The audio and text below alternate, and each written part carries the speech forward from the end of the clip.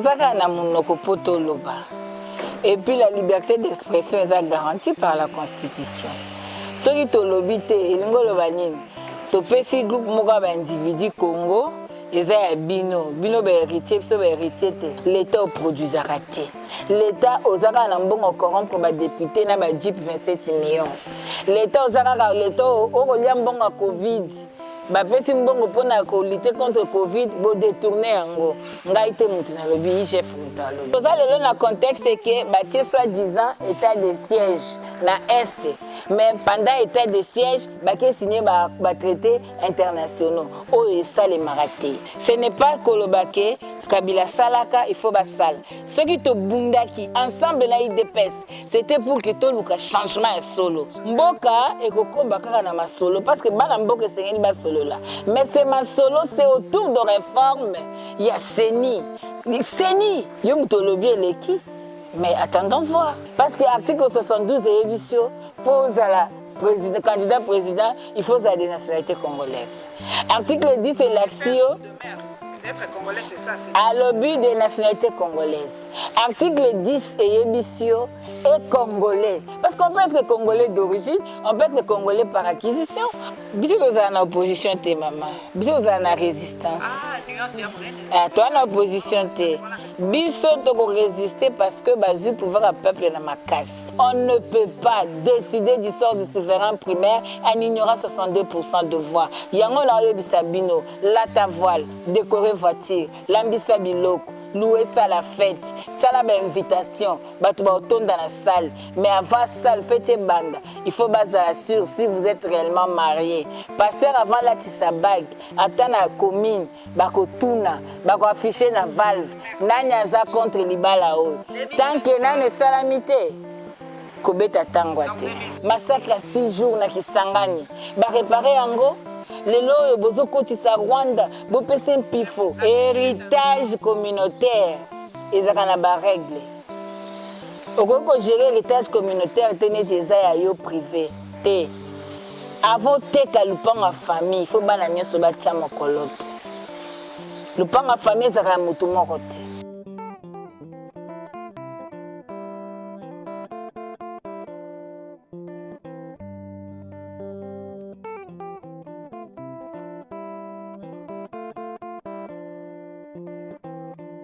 Bonjour, bonjour maman Chantal. Aye ko kangayo moke. Cadre to sola moke. Boni. Ça va to bunda maman ya. To bunda pour la mboka. Pour la mboka kaka. OK. To vanda na cadre na biso kuna to solola. Merci. Merci maman. To solola. Maman Chantal a boy na sima piscine. OK. Merci. Boni maman Chantal. Malamu nangola nzambe kaka Congo ndeza constipé. Oh. Mboka kitoko boye toza na cadre kitoko banzete tout ça mboka ndenge nyozo bamboka eza mabe. Constipé maman na ebisio très embarrassé Congo penza mawa. Oh. Ils ont saigné en blanc. Congo comme mboka on dirait zanga élite. Congo comme mboka moko ya ba stagiaire hein. Batu ba osaka stage na stage non imaginez kaka ba stagiaire na ba stagiaire et puis ça ne passe. Oh. Toko banda l'histoire na biso na mokolo ya lobby ezaki mokolo bana babandaki examen d'état mais tomonaki situation ya transport lobby ezaki somo ngai kutu lobby da binite lundi wana moto abimaki penza te bao bazaki na mituka babimaki biso ba piéton ba totoluka ba taxi ezaki moi pas surtout pour na bana classe. Est-ce que mokonzi ya ville ya Kinshasa bato na bato bazwaki ba mesure wana bayebaki te que lundi bana bakobanda classe ba chauffeur ango peto zo de deux côtés bayebaki te que ata lundi batika ta bana bakende classe baki do sala examen d'état.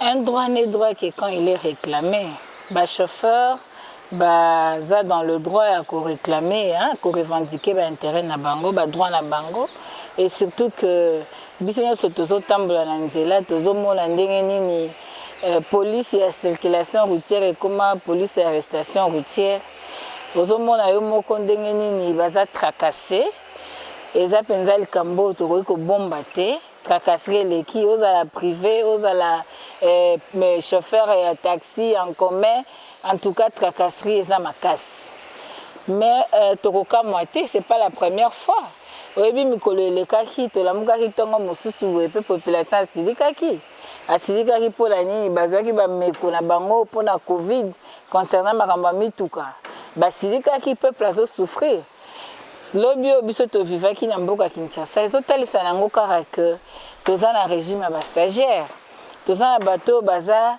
na politique ya planification te et puis ba redevable na peuple te parce qu'un état responsable ntango azwaka bameko atalaka nanu condition de vie ya population na ye atalaka condition sociale ya peuple na ye atalaka capacité na ye en tant que l'état ya ko subvenir na ba besoin ya peuple.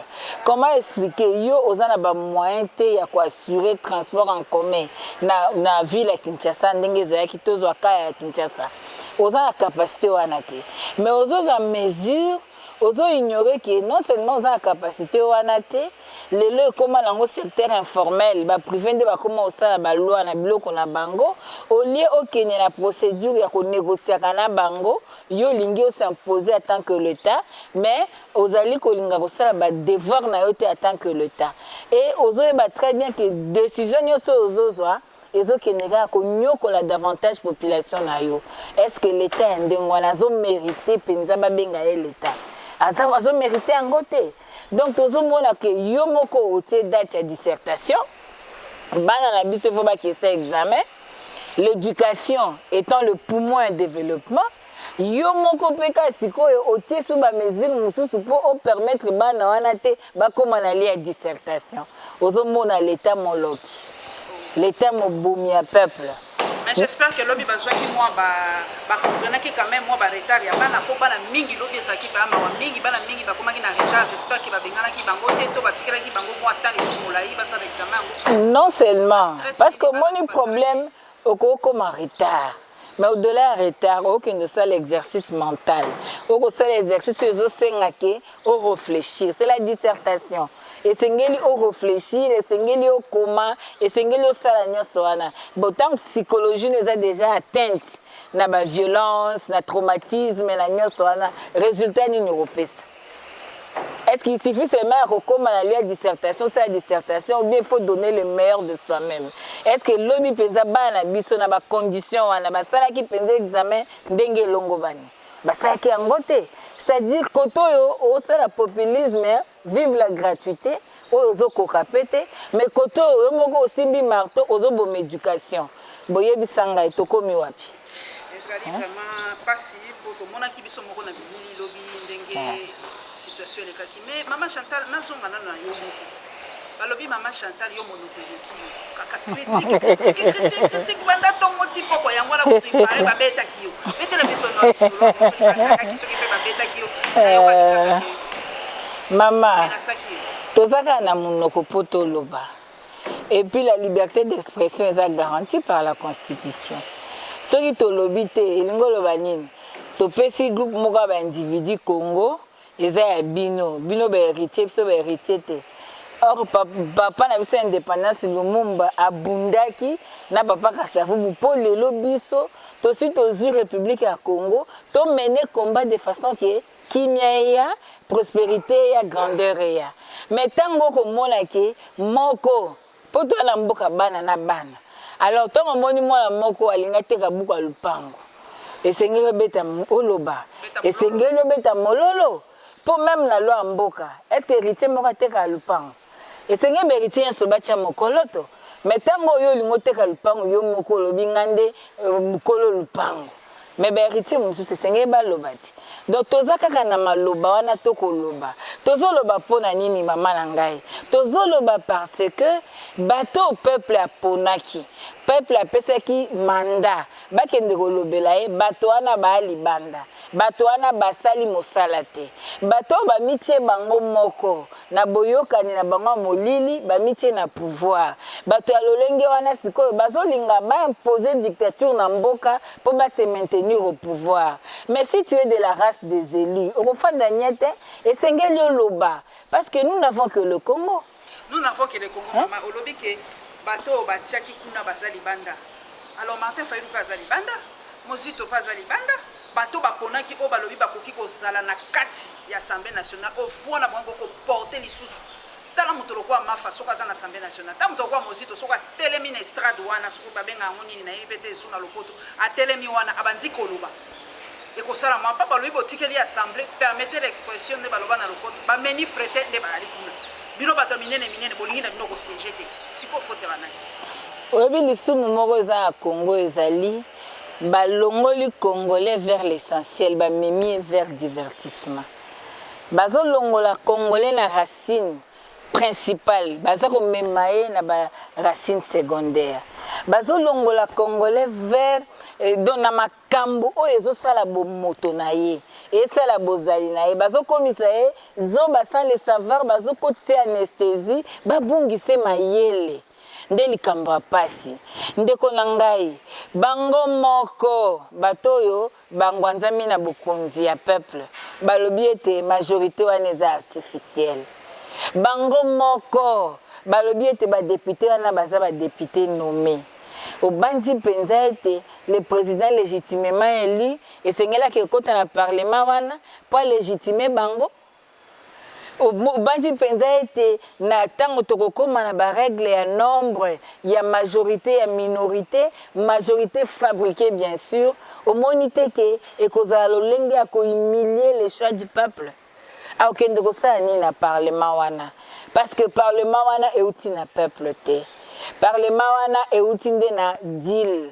bato bayokani basali braquage électoral balobi totia bato na biso po tomema baposa na biso nakopesa ondakisa mama na ngai depuis parlement wana ezali yebisanga loi nini bavote en faveur ya peuple yebisanga eloko nini basali en faveur ya peuple congolais toyaki awa o loi minaku loi sakata tolongo wana o babakisela badepute mbongo tolongwe kuna o loi ya seni bapolitize yango davantage kaka po babatela siège et pouvoir oyo bango bazwi na makasi pa peuple baloi nyonso wana malgré corona ekoti na mboka yo yoki ata badepute oyo baplaide pour que l'état congolais asombela ata peuple masque bapesa masque ofele na badistrict bapesa ata masque ya pamba na peuple oyoki yango oyoki ata bato moko batali balobi covid ezoya toluka ata ndenge nini totia ata mwa bacantine populaire peuple ase ressource ata na biloko ya kolia na prix moko ya se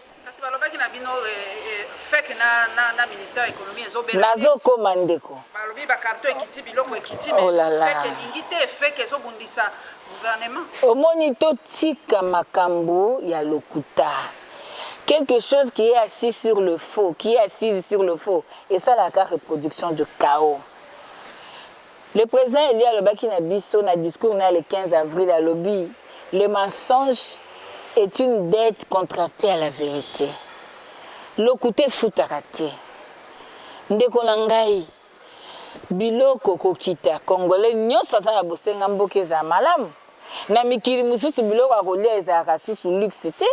Biloko oleza ba notion élémentaire à vie na bareta responsable biloko akolia ezali lisusu te muto asa prière pas zo lipa kelelo se muto alie lipa asa témoignage na église non biloko akolia eza biloko esengelaki eya naturellement au regard même ya mboko to anango 80 millions de terres arables to mona mbisi les lacs les plus poissonnés to mona zamba to mona mai to mona nyonso mais lelo biloko akolia pa na biso comme luxe kino oyebaka elobi aliaka lipa amelaka ti ayebi mambo ya ber mateka kino akomolia bidorma lelo ozomona yango eza normal mais sikoyo ndeko na ngai bakokosa peuple mpona nini l'état oproduisaka te l'état ozaka na mbongo corrompre badepute na bajip 27 millions l'état ozakaka l'état okolia mbongo ya covid bapesi mbongo mpona kolite contre covid bodetourne yango ngai te mutu nalobi IGF mutu alobi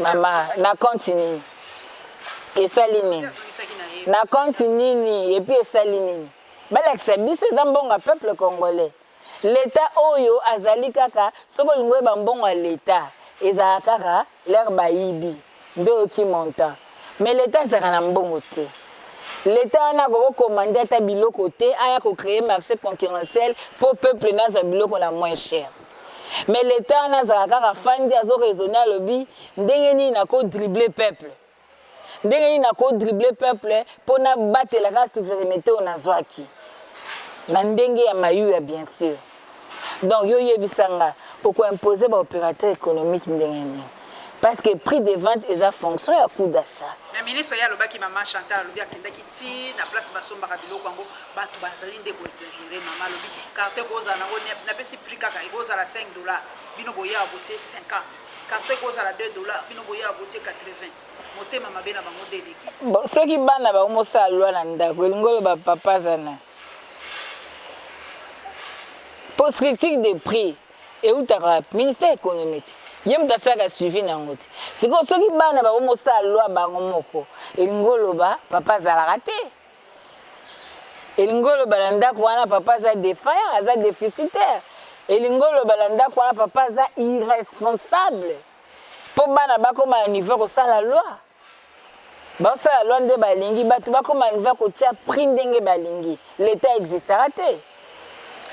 Maman Chantal tolandaki dernièrement Papa Martin Fayulu asalaki interview ko ya lobaka mingi te mais soko alobi eza bon bato alobi balandaka ye te mais namoni banombre de vie oyo kulutu Christelle Osakwe na zwi c'est que Martin Fayulu alandamaki mais bato mosusu balobi nga nazokenda sens mosusu babi sortie médiatique ezaki raté arepetaka kaka makambo moko wana kaka la vérité des urnes bazwaki bayibanga bokonzi basali boye ti lelo vérité des urnes wana ezokontinue kaka macha ata na classe mama professeur apesaka cours moko mais soko bando tuna bana mwana na mwana yo oyoki cours ndenge nini soko opesa intero mosu azwa 10 mosu azwi 7 mosu mpe azwi 0 elingolo apesa ine cours ne bien apesa ine cours ne ndenge moko mais quotient intellectuel ya mwana oyo na mwana oyo nde edifférenciaka makambo. Le président élu nakanisi mpo na race bato oyo bayebi penza ndenge makambo mboke kotambola oyo baza na patriotisme oyo baa na civisme oyo baza na ADN ya Congo oyo bayebi ete toa bakongolais esengeli tobunda mpo Congo ekende liboso bazali bato oyo bayoki mpe balobi ya solo mayele efandi awo maîtrise ya badossier efandi awo expérience efandi awo badiplôme azwaki yango kaka lokwa papier te mais eza na moto mpe ekosala mosala nakanisi mama na ngai eloko tokobika lelo na mboka ya Congo eza conséquence ya illégitimité préambule ya constitution na biso elakisi biso clairement elakisi biso que tout ce que tokovivre na mboka na biso ba crise toza nango cause principale nango eza illégitimité lelo makambo biso tobika lelo eza conséquence ya illégitimité donc on ne peut pas aujourd'hui donner une solution adéquate na problème à Congo soki nanu to restaurer souverain primaire te na kati ya souveraineté na ye donc aujourd'hui eloko nyonso tokosala soki lelo Kagame akomi faiseur de leçons faiseur de loi akomi roi kosala kokota na tapis rouge na Congo eza pona nini ezali parce que illégitimité ya institution na ya ba dirigeant ezali parce que Martin Fayulu abengisaka pe Kagame yango tango makambo ya élection ezalaka nungu ese permettre nga na 6 na kozonga non nalobi na yo boye mama mpona répondre déjà le président Martin Fayulu asalaki appel na Union africaine et non à individu Kagame. C'est l'Union africaine. Et il s'est fait que Nathan, c'est lui qui chapeautait l'Union africaine. On n'avait pas besoin de lui comme président à Rwanda. Mais on avait besoin d'intervention à l'Union africaine. nakangi parenthèse. Ce que nous vivons aujourd'hui, et ça conséquence à Moïbi à ma ponomi ndeko na ngai. Lelo makambo eleka l'Assemblée nationale. Et ça makamba soni na mboka. Et ça mamba propre. Aussi au moni wapi peuple akufa nzala. Gratuité ezo souffrir. Bato bazali social ya peuple mawa. Banda tongo tipo kwa kaka ba nouveau riche Moïbi ya mbongo. Mais le peuple congolais a souffert. Il y a un transport. Est-ce que l'État congolais est incapable de faire un bus dans le nombre de makasi na kati ya mboko? Limbisa mama. Limbisa oh. Te omoni batu oh basi ba bloquer vocabulaire na bango ezaka aîné. Ezaka tribal. Or bangonde baza ba plus tribal. Donc na émission de konangai nombre ba trans ya ba bisa transco ane yaki yango eko subvenir char automobile ya Kinshasa. Ce qui nombre ane eza normal pour na char automobile ya Kinshasa na toloba République Mobimba nte. Pour na nini kasi bana barataki dissertation. Pour la nini l'état tchaki ba business na nzelati. C'est pour dire que tozo bossa na l'essentiel. Aujourd'hui l'essentiel c'est le social du peuple. Aujourd'hui, oh bango bakoyi komona mbanda na bango solo. Eza misère à peuple. Lelo situation à peuple eza à niveau nini. Lelo ma ezali, courant ezali. Lelo courant koma bokilo. Na mboka o toza na barrage ya Inga. Na mboka o toza na bibale. Deuxième poumon mondial en biodiversité. Mama toko kozanga mai. Toko forage comme cop na kati ya Kin, na kati ya Congo. Biso tona bibale partout. Mabele soki okwesika mbuma tomate eboti, mais tozanga mbongo, tozanga tomate. S'il vous plaît, maman nangai, o toko bika lelo ezali conséquence à Moïbi ya maponomi. Alors soki to lingi, toza solution et sengeli to luka to résoudre crise à illégitimité. Yango komona butu na moi, la vérité qui a franchi. Sans la vérité, moi tous a délivré exaté. Yango sengeli to landa likambola mosisa. To kolanda fièvre te. Maman. To kolanda fièvre. To kolanda fièvre te. Il faut to landa racine. Fièvre est un des symptômes. Au moins, il y a corruption, dictature, répression, marche. Maman Chantal, il y a bétaillé. Prince Pengel, il y a bétaillé. Il y a des symptômes. Il y a hold-up électoral. Racine, et c'est éradiqué. Ce qui est éradiqué, Racine, il y a un peuple a séparé le pouvoir, peuple a accompagné le pouvoir, peuple bénédiction et kokita, toko kende liboso. Yo mona na Congo père, toko mi on dirait République ya Bakunde Bembe. Congo démocratique au Congo mkoloni. Makambo toko bika ozo mona teke ezo senga tozonga na nzela président Martin Fayulu Madidi. Ofandi na village, ma eko makila. Bilangezo botate, milone ezo zika. Zambe zozika moye ko bimate sanze ko bimate il faut sani il faut beta lokole il faut boluka chef du village il faut bo solola boye balikambo nini na mboka esengei to sani ni poto bongisa mboka mais soki otie moto makasi milone ezate okokondima RDC tozala parmi ba pays oyo ezala ba malnutri deuxième n'a pas malnutri après Yémen. On a 6 000 déplacés par jour, internes. 6 000 déplacés. Nous avons nos familles, nos soeurs, nos frères. Bazaki, sinistré à éruption à volcan Iragon. Bazako lela, bazako luka biloko akolia, tozo bata étranger ba ko pesa ka biloko. Mais l'argent ya Congo ezaka corrompre batu.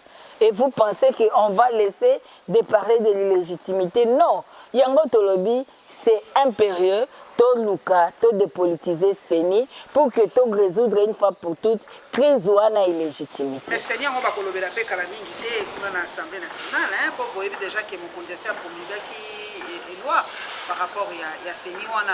Donc lobby déjà dans l'Assemblée nationale va colober la calendrier et à Makambo et dans l'Assemblée nationale. Maman n'a qu'à pour lobby Makambo ba chef coutumier. Na mona ki lobby ba chef coutumier à Katanga. Quelque part, il y a beaucoup de Katanga Telemaki par rapport à la proposition et à la loi. Et ça, sur la loi de Chanité, tout ce comme une loi Singipour. Maman Chata, bato balingi bayeba singi pululu wana oyebi ye aza nani à part kozala député aza nani. Merci maman, nangi nayebi so na eloko moko. Oyebi soki ozobala odécorer voiture, oloue salle de fête, olati elamba, mobali alati elamba, boke église, basambeli, pasteur asambeli, ntango atuni nanu question te ya koloba nani aza contre libala oyo. Soki no pasteur aleki etape wana te, libala nayo esalami te. Olati voile, ozwi sale, osali nyonso, mais tant que nanu batémoigner te mpona libala wana, libala esalami nanu te. Malgré otikaki déjà balambi biloko, malgré osalaki dépense basi bakalingi bapoisson, mais libala mpo esalema esenga deux choses. Ya liboso témoignage, nani aza contre libala oyo. Soki baye kotémoigner mutu aza te malamu. Ya mibale ekomi bénédiction ya pasteur. Le mariage doit être honoré de tous. Yo bala peuple congolais wapi. Le président Elia bala peuple congolais na urne.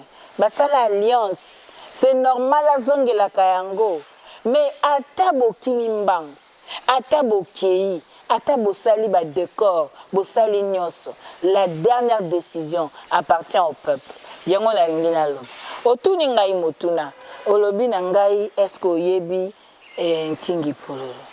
Na lingaka mingi Éléonore Roosevelt, aloba les grands esprits parlent des idées. Les petits esprits nde lobelaka ba individu.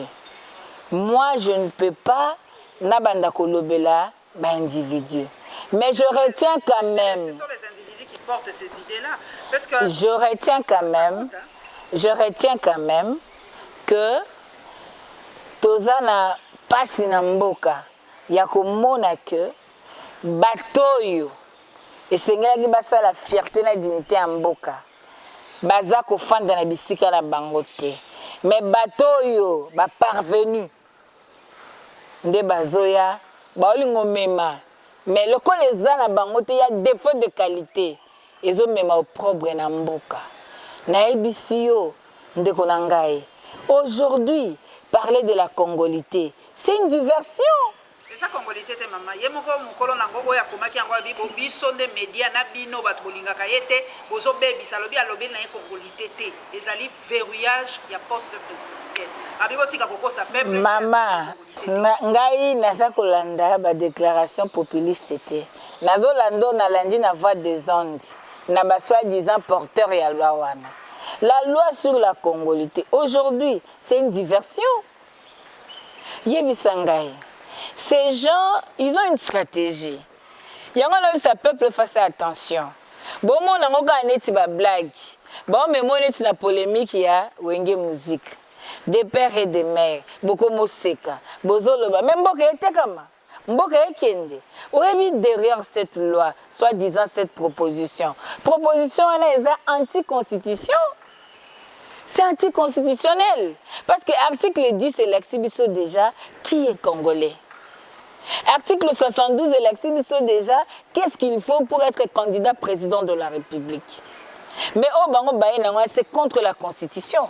À travers cette loi, balingi ba memabiso na révision constitutionnelle. Balingi de ba ko réviser constitution, ba adapter loi na bango pour baluka ko disqualifier bato mususu. Mais tolobi c'est une distraction. Nous on n'a pas besoin de ça. Mais si et seulement si il faut parler congolité. Est-ce que c'est parlement en qualité de parler de ça? Parce que eux-mêmes, il y a eu de peste, Balobi, c'est une majorité artificielle. Balobi, ce sont des députés nommés. Partenaires, la majorité des transhumance. Bon, dites-moi, est-ce qu'ils ont qualité de parler d'une question nationale? Il y a un niveau, Anna. Cette question relève du référendum. Ça relève de la décision du souverain primaire. Ce n'est pas ce Parlement qui traiter yango. S'il faut traiter cette question, il faut attendre l'institution légitime ou mandatée par le peuple pour comment comment consulter le peuple, que le peuple a se prononcer quant à ça. Mais ce n'est pas Batumoko Boye parce que bazana ba idée na bango pour na kosala comédie na bango ba utiliser l'Assemblée nationale ou le contribuable congolais zo futa bango mbongo et comme podium ya ba comédie. Ba mise en scène à ma comédie. C'est vrai que vraiment on cette histoire qui a tant de balobité mais c'est côté na kati. Tout ça la projection. Ce qui est comique il faut pas traiter. Et l'équipe. Nani babenga ngoni bateau ya Moïse Katumbi bateau ensemble balobi déjà bango soki kaka loi wani l'équipe côté ba traiter l'équipe bango ba bindi. Sacré balongo na bango a continuer nzela na bango et bongo siko bato la muka position na mieux ndenge nini na yebi ke bozana union sacrée mais position na mieux ndenge nini par rapport à loi wana bon nazali porte-parole ensemble était pour na kota na point de vue na bango mais na yebi que président élu alobaki yango déjà que Union sacrée la deuxième grossesse.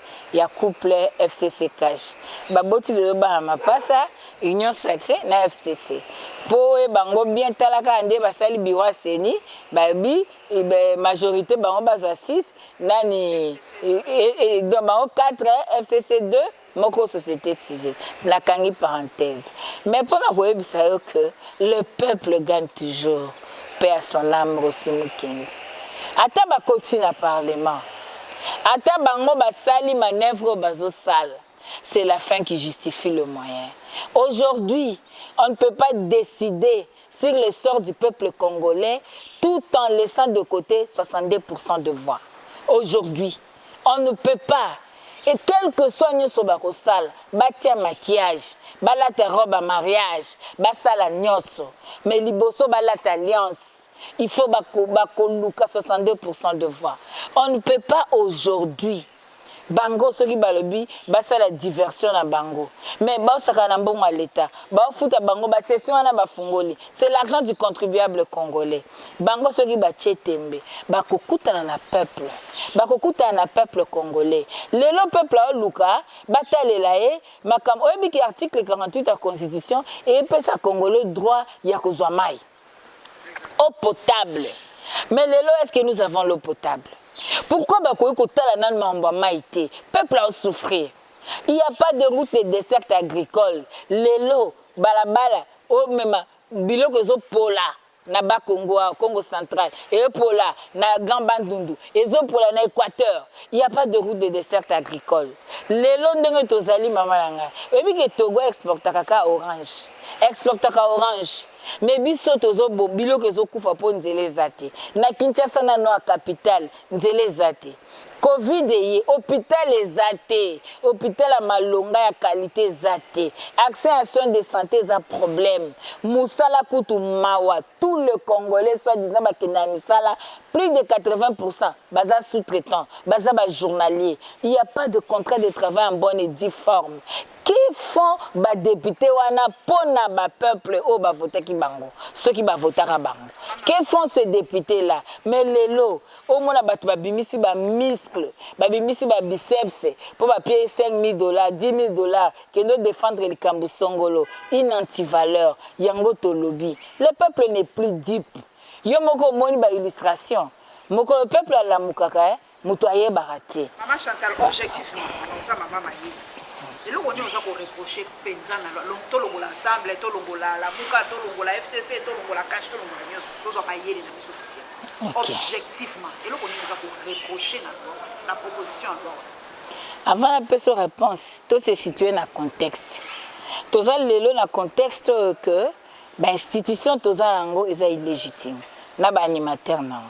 Tout ça, dans le contexte que tout ça en pleine pandémie, il y a Covid-19. Tout ça, le contexte est que bâti soi-disant état de siège na Est, mais pendant état de siège, bâti signé ba traités internationaux. Oh, et ça les maraté. toza lelo na contexte oyo mboka ezali au bord ya explosion, tribalisme ekomi à outrance. Soki olingi otala yango malamu olobi institution président baza wapi, kende mokonzi ya parquet aza wapi, mokoke na cour nani cour constitutionnelle eza nani, kende na cour de cassation eza nani, kende na banque centrale eza nani, kende na nani ministère ya finance c'est qui? S'il vous plaît mama biso tobanda kobunda lelo te pe tozobunda. Ce n'est pas kolobake Kabila salaka il faut basala. Ce qui te bundaki ensemble na IDPS, c'était pour que tout le changement est solo. C'était pour lutter contre les antivaleurs. C'était pas pour perpétuer les antivaleurs. Lelo oyo na justice ezanan. Kende partout. Lelo tribalisme ezokozwa tanzoto. Oko kende partout zomona ke venin wana ilinge bomamboka. Lelo ba député ba osanini pona ko bunda contre loko toko mona ngo ezo ya lokwa fléau o elingi ko ya ko fissurer mboka Congo. Mais lelo ndeko na ngai na contexte o tozana ngo lelo opportunité à loi wana wapi, il y a pas l'opportunité, ils n'ont pas qualité. Et puis ça relève, c'est une question nationale, une question très sensible. Et pour l'intérêt national, et cette question autocause appréciée n'angote, et cette question il faut tout ça là bas focus group, moi bah groupe ezalaka, bah délégation qui s'engage, idée na bino, boy idée na bino, botali, il faut étudier, bah technicien bah fandi, botali le pour le contre. Et puis peuple a se décidé dans référendum. Ce n'est pas que le lot. Boye la batu bobandi nanu recensement bolongo recensement lelo na gouvernement illégitime na institution illégitime bolongi bo pesa nationalité congolaise na bato bokotisi na est bolongi bo recenser bango potango vote ko ya ba ko voter pour na bino. Est-ce que recensement lelo na contexte cause préalable à l'élection na 2015 totelemela kande ko Kabila biso nyoso toboyaki recensement alobi to sa élection en 2018 qui recensement toboyaka bongo lelo to na 2021 etikali 2 ans totelemelaki mutu 3 ans tolobi ko kokate mais lelo 2 ans de kokoka pona nini? Pourquoi avoir de loi taillée sur mesure? Pourquoi? À la fin, recensement. À la fin, tu ne jamais recensement. Ça fait depuis 1997 dans la pièce d'identité. Mais il faut qu'on commence quelque part, maman Chantal. Tu continues à mais on doit commencer dans l'ordre. Il faut commencer par le commencement. Et le commencement, c'est le respect de texte. Et le texte principal, c'est la Constitution. Dans son préambule, il y a un problème. 2006, pour ton élection, il faut réaccorder. Tobungisa papa ego Tanzambi personnel. 2011 Mobulo Ebima makile tanga. 2018 Mobulo Ebima tilelo contestation zali. Mais comme on est d'accord que les 3 cycles électoraux et même libiso de côté et Sungimbo qui est développé et décollé, qu'est-ce qu'il faut? Il faut un mécanisme de correction. Et ces mécanismes de correction, c'est par le consensus. Il y a pas d'amboka, non, consensus, non. Mboka et koko bakara na masolo parce que bana mboka c'est une basolo là. Mais c'est masolo, c'est autour de réforme. Il y a Seni. Il faut to yeba. Non, maman, yo mutolobi eleki. Mais attendons voir. Yo mutolobi eleki. Na 2015. L'histoire se répète. Ndeko Kabila, aboyaki makambo nyonso banda koloba na ye. Bandeko Rossi bakufa. Bandeko Kapianga ya bakenda. Ezalaki poto sala bis, Kabila bis. Non. Ezalaki po changement ya. Alors, ce qui lelo batie tembe. Kabila kuta kendaki tina dialogue ya oya. Mais le fait que la majorité institutionnelle ne reflète pas la majorité sociétale, Le fait que la soi-disant majorité au Bango Baza ne reflète pas la majorité populaire, ne reflète pas la souveraineté populaire. Ils sont obligés de revenir vers le porteur de la légitimité pour la solution. Maman, tous sont régulation. Est-ce que ça m'a payé objectivement? Il y a verrouiller poste à président de la République. Est-ce que ça m'a payé? Pour y a lobby, tout qui n'est pas et tous on pas. Toi, la réalité, n'a pas besoin de congolais, mais infiltré, bah les kimiki, bah double nationalité, bah tondi, bah to y a kili. On se doit plutôt protéger poste à Mokondi, Mboka, tout protéger bah poste de régalien, maman nangai, poste à président de l'Assemblée nationale, il y a Sénat, il y a poste, bah poste des les ministres affaires étrangères, bah poste on a régalé, bah pèse en mot des pères et des mères. Maman Chantal, il y a des pères et des mères. Ma béni il y a son monde à penser dans le but. Oui, nationalité Mamadou Ndala. Père son âme. Oui, à Koufa pour la RDC. Oui, bien. Naoza maman. Moi, na olela. Où c'est les biberons. Ils ont la moto. Vous ça mille. Vous pouvez ces biberons moto mille. Pour moi, na olela miliki. Mon beau solo. Nabi maman te, mais mère, une mère. Parce que RDC ont souffert pour les père. RDC zara na ba papa. Mon collègue RDC ko zo père. RDC ko souffrir souté. Parce qu'un père, pas verrouillé. Parce que l'article 72 de l'émission pose à la président, candidat président, il faut à des nationalités congolaises. Article 10 c'est l'action. Être congolais, c'est ça. À l'objet des nationalités congolaises.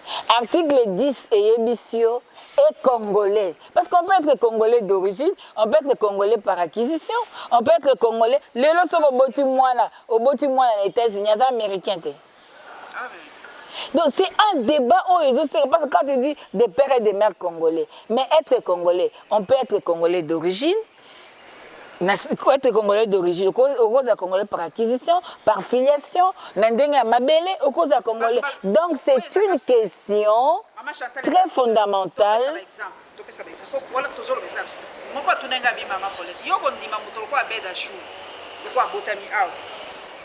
Président de la République. Waneza okosa peuple. Wana nyonso waneza okosa peuple. La vraie question est la diversion. Et le combat on a diversion. Ezali le comme souté. Question ezali réglée dans la Constitution. S'il faut que Luka cocote en profondeur, c'est une question technique, c'est une question d'intérêt national. Il faut souverain primaire, il faut décider. Et il faut donc Tolobi et Sengeli total. Parce que déjà, la constitution de la Kissio est congolais d'origine. Motoyo, a appartenu à un groupe ethnique Oyo et Zalaki Nakati Mboka avant indépendance.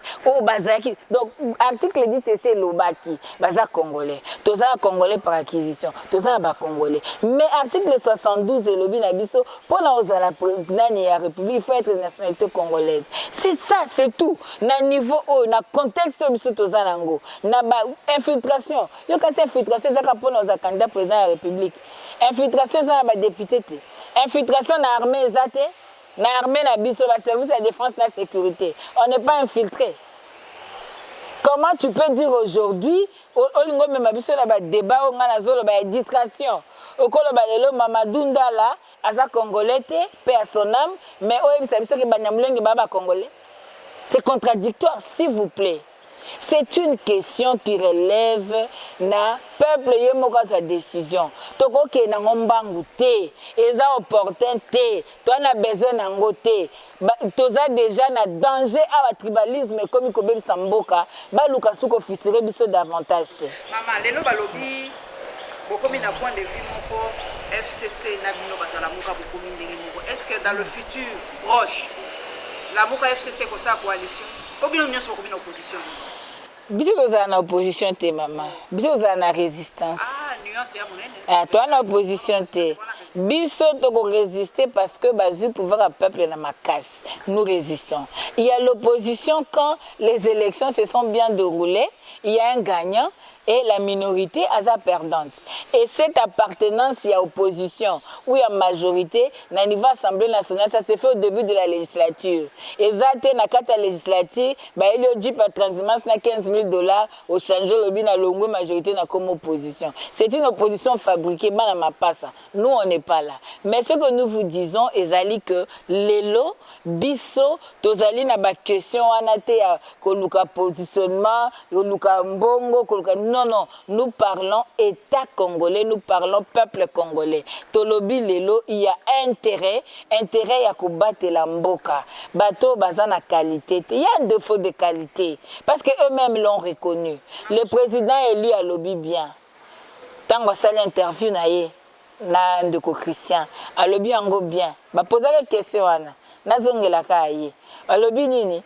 Biso to na kati ya vérité. Soki bango ba olanda côté vérité ba komi kozonga batu bazana bargument ndenge moko ya vérité ba komi kolanda vérité place ça parce que la vérité est têtue. Biso ça un problème té, mais c'est connu de tout le monde. Moi si il y a FCC et comme on a cash, ils ont bisoté. Bango so beng basa nini bombanda na bango. Basa pa bisoté pour le président Fayulu abala peuple na irne, aza marié. Donc, bandana bango lelo, ils ont misère à peuple. Ils ont la moukate. Maman Chantal, tu as question beaucoup. L'internet, on va dire,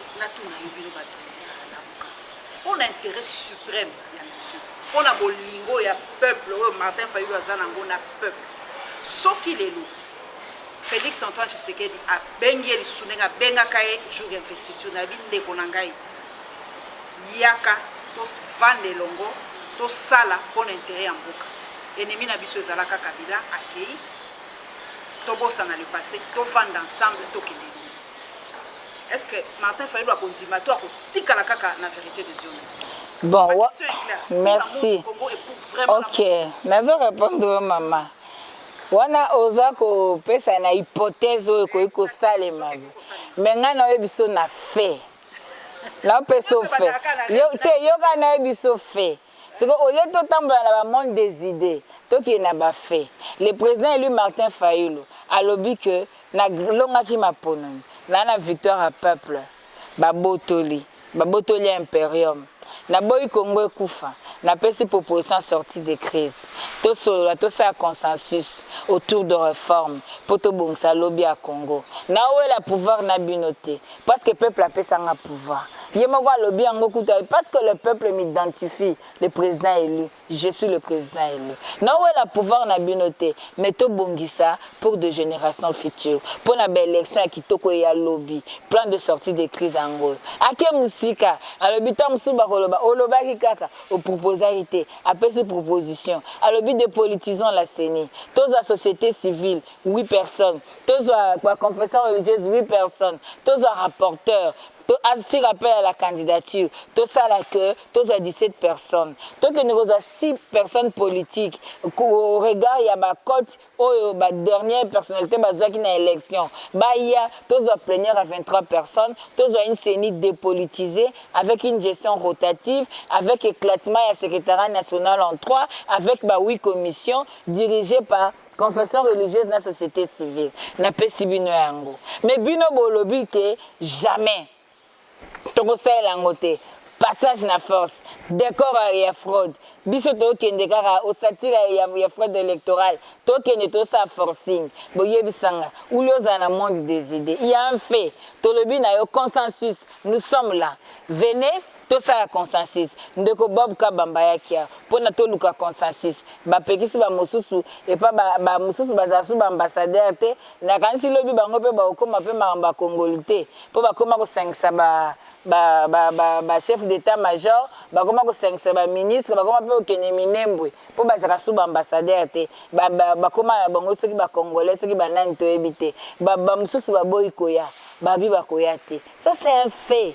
C'est-à-dire par patriotisme, par l'amour du Congo, par l'amour du peuple congolais, à transcender à transcender notre lobby mettons-nous ensemble, sauvons le Congo. Bino boboyi. Parce que bolingi bossa la semblant pour la consommation extérieure. Bo fabriquer opposition à Bino FCC, bossa semblant bolobi, la CENI à l'opposition, la CENI à la majorité, la CENI à la société civile. C'est la politisation à outrance. C'est un acte de haute trahison contre la volonté du peuple manifestée dans la Constitution. C'est un acte de haute trahison. Et aujourd'hui, on ne peut pas décider du sort du souverain primaire en ignorant 62% de voix. Yango na yebisa bino, lata voile, décorer voiture, lambisa biloko, louer ça la fête, ça la invitation, bato ba autonde dans la salle. Mais avant salle, fête bande, il faut baser sûr si vous êtes réellement marié.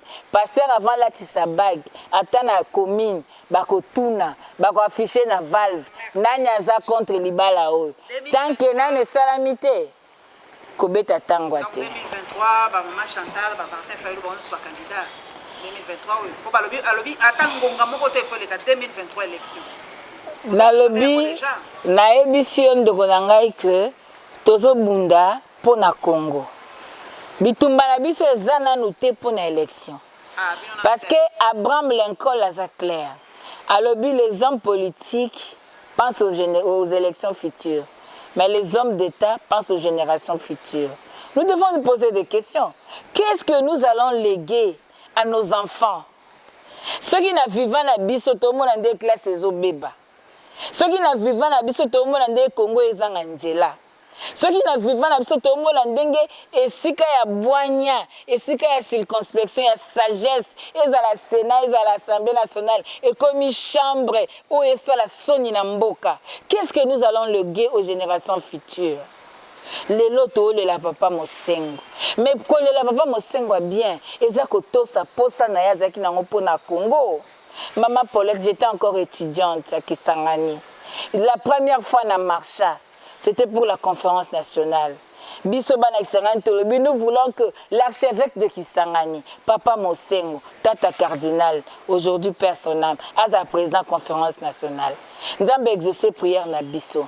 La deuxième fois, on a marché, c'était pour la réouverture de la conférence nationale. J'étais encore étudiante. Papa Mosengo a publié les résultats. Ces résultats ne sont ni conformes à la vérité, ni conformes à la justice. Cet homme, Abundi Bitumba, en février 2019, que 2018, que les médiocres dégagent. Papa Abundi Bitumba, aujourd'hui, Ogogo kende kolela, ogogo semble kosa nyonso, mais la vraie manière ya kolela Papa Mosengo ezali comme mema Congo, bisiko ya lingaki Congo ekoma, bisika yango ezali un Congo digne, un Congo prospère, un Congo qui offre les opportunités na peuple à se développer. Eza un Congo groupe d'individus, eza un Congo ba nouveau richeté, eza Congo corruption té. Toza le 161e pays sur 180 maman. Les lotos parmi les pays les plus pauvres Namboka. Pendant que va classer parmi les pays les plus riches, mais population plus pauvre. Maman, vous pouvez imaginer que bisoba na Congo lelo tozana ba kwa shorkor. Lelo na Congo ba immeuble ko tonga malamboka. Bozo mona ba immeuble zo kinde. Ya banani. Muko mususu ba ko yebisa biso boko ta sous côté et comme propriété privée. Beaucoup de sous-côté. Les lots déjà doivent la balkanisation économique. Sans réparation, aujourd'hui le Rwanda a exploité richesse à Congo. Nous manquons 6 millions de dollars pour nos salaires à Congo. Quand nous avons au président Abissa Lobby, le Congo n'a pas besoin d'un leadership néocolonisé, ni un leadership béni, oui. Nous devons avoir un leadership compétent. Et un leadership comme Mamboka vers de collage. Lelo Oyo, massacre à 6 jours na Kisangani. Ba réparer Ango. Lelo Oyo, bozo kotisa Rwanda, bo pese mpifo. Na yebisi yo, maman. Héritage communautaire, ils ont des règles. Au Congo, gérer l'héritage communautaire, c'est yo privé. Avant de lupang en famille, il faut que nous soyons en famille. Lupang en famille, c'est un mouton.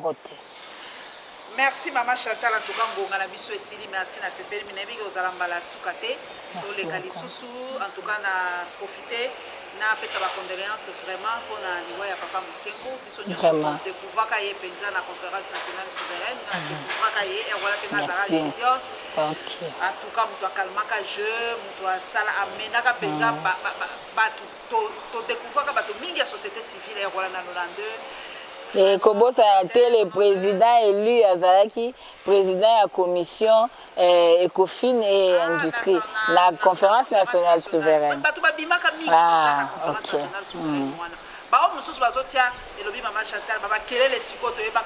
Et le côté.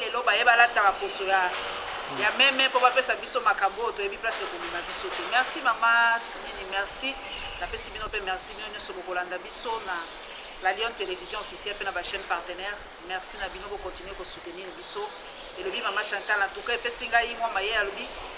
Le pango à famille. Balanio se faut ba signé avant teka mokoloto. C'est ba chete défaut de qualité à vendre. Ekoteka maté.